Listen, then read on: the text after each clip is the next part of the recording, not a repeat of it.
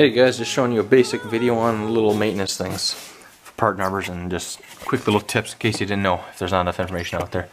So what I'm doing today is I already done the new fuel filter.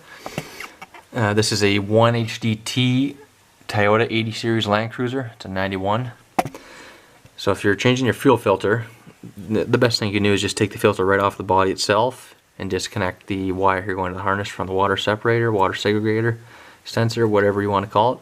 So make sure you disconnect that. You can unscrew it. If you can't get it off, which I couldn't, you just undo your two fuel lines going to the fuel pump and coming from the fuel tank there. And there's two 12mm bolts right here you can take off, and this whole bracket assembly, the primer assembly, will come right out and you can work on the bench.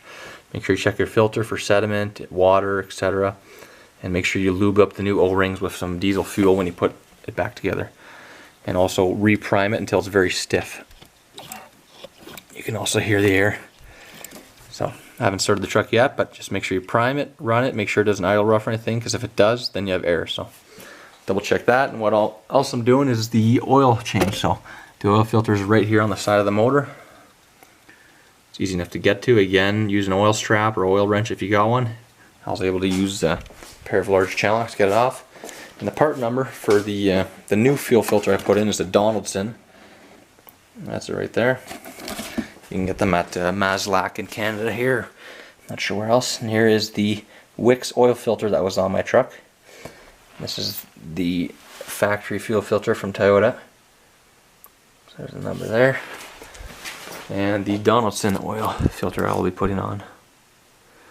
I believe that this is a 10 micron rating, the fuel filter I just put in, so much better than supposedly the 30 micron of Toyota. And we're going to be using some Rotella synthetic 10W30. I chose this because we've been having colder weather. And if you look on your charge, 10W30 is good for minus 20 range. So I'm going to put that in there. There's 10 liters.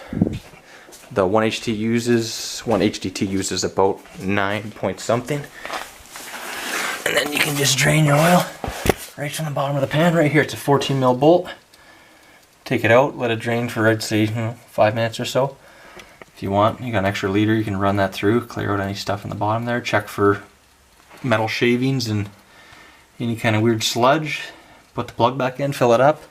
Make sure you prime your oil filter before putting it back in, and start it up, let it idle, check your level, and top up if necessary.